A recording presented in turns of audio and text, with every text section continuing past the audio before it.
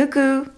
Ça roule? Bon, je suis supposée sortir cette vidéo jeudi, mais en réalité, on est dimanche, et à l'image de ma peau et de mes cheveux dégueulasses, on n'est pas sur une forme olympique. J'imagine que vous êtes dans le même état, alors on va être indulgents avec nous-mêmes et puis ça va bien se passer. Je suis attendue dans quelques minutes, tout près de chez moi, à 20 minutes à pied, du côté de Jaurès, dans le 10e arrondissement. L'idée aujourd'hui, ce sera de vous parler un petit peu plus de ce que c'est le paysagisme, parce que on sait pas forcément ce que c'est, mais il y a quand même toute une histoire historique. Et ouais.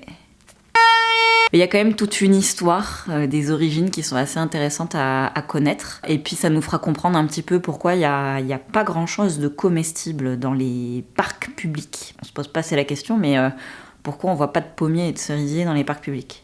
Ah ah, je vous le demande. Allez, on y va. Et du coup, je vais essayer de prendre un peu de matos pour pas arriver les mains vides. Alors j'ai des bombes de graines que Charlie m'avait offert. Ça, c'est très gentil, Charlie. Donc, je vais essayer de les utiliser. Ça, c'est des graines que j'ai ramenées d'un truc de troc. Une association qui faisait du troc de graines. Ah, et ça, c'est mon lance-pierre, mais on l'utilisera une prochaine fois. Comme on est début avril, j'ai un petit peu peur que de jeter des graines là, maintenant, tout de suite, ce soit un petit peu tôt. Et qu'elles ne voient jamais le jour à cause du froid qu'il y a encore quand même la nuit et même le jour. Je ne suis pas complètement convaincue. Je suis encore dans mon délire de semis en intérieur. Je vais aussi prendre une paire de gants, voilà, ça peut toujours servir. Puis je vais me choper quelques outils. Qu'est-ce qu'on a? Une griffe, encore des gants, ça c'est bien. Ah, peut-être de la corde. Ouais, tiens, une pelle. C'est parti pour la lumière du jour qui est bien trop forte. Ouh là là. Allez. Coucou. Ça, c'est une de mes vues préférées de Paris. Je crois que c'est par là, mais je suis pas sûre. Bon je sais pas si je suis au bon endroit. En tout cas, je suis à l'heure. Mais je suis pas à l'heure si c'est pas au bon endroit, du coup. Coucou. Salut. Voici le vélo d'un guerrier rose de compète. Voilà, là ça rigole pas, on a des plans, du bois, des outils. Toi aussi t'as ramené plein de trucs, Julie? Ouais, on a fait de la récup dans un cimetière. Dans les poubelles du cimetière. Ah. Et t'as ramené de la terre aussi? Non, ça c'est du houblon. Trop bien. Voilà.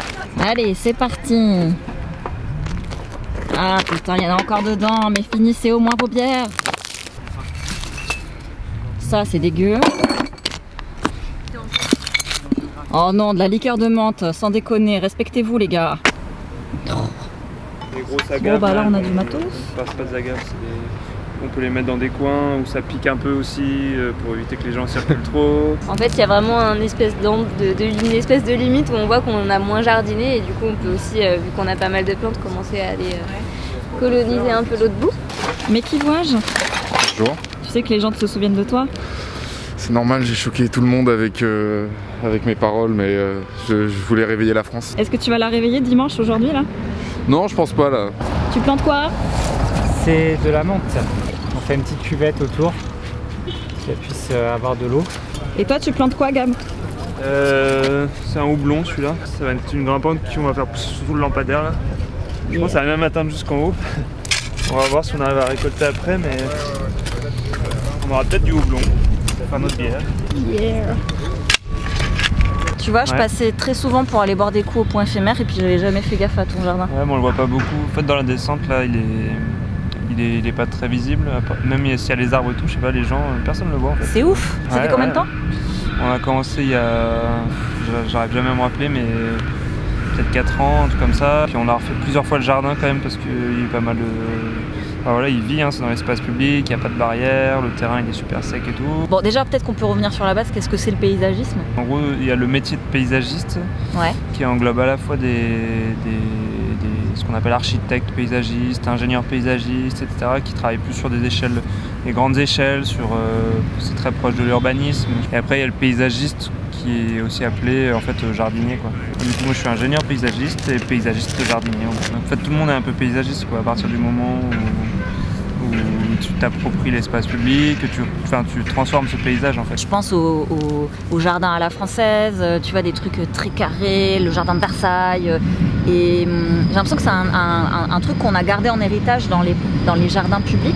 Enfin, j'aimerais avoir ta vision un peu des choses parce que, encore une fois, je trouve ça tellement dommage qu'il n'y ait pas de choses comestibles et que ça vive pas plus, que ce soit pas plus accessible à tous, quoi. Dans le mot paysagiste, il y a le mot paysan aussi, donc en fait, à la base, les premiers paysagistes, c'est les paysans, quoi. C'est eux qui modèlent le plus le terrain, qui modèlent plus les paysages, les grands paysages, je veux dire. Les premiers paysagistes, et ce qui est marrant, c'est que justement, eux, ils font plutôt du légume ou des céréales ou des choses comme ça. En fait, le terme paysagiste, jardinier, etc., c'est plus né justement, effectivement, avec les jardins à la française, des gens qui ont été formés pour faire ce type de jardin-là. Déjà, c'était quelque chose qui était vraiment plus sur de la noblesse, voilà, vouloir montrer des jardins royaux, qui soient beaux, qui montrent la grandeur d'une personne ou d'une famille ou je sais pas quoi. Et tout de suite, ils voulaient se différencier justement de ces paysans-là qui étaient, ils voulaient dire bah non, nous on va pas faire des patates dans notre jardin, on veut plutôt que ce soit beau, grandiose. Et c'est là où sont nés un petit peu les gazons et tout ça, justement ces grandes étendues d'herbe. Dans les villes, il y a énormément d'espace avec de la pelouse. Est-ce que tu penses que c'est important de cultiver sur de la pelouse? Est-ce qu'on devrait utiliser cet espace aussi? Le jardin ici, c'était une espèce de pelouse justement. Ouais. Mais une pelouse qui n'avait pas vraiment d'intérêt écologique non plus. C'était une pelouse rase, avec peu de biodiversité.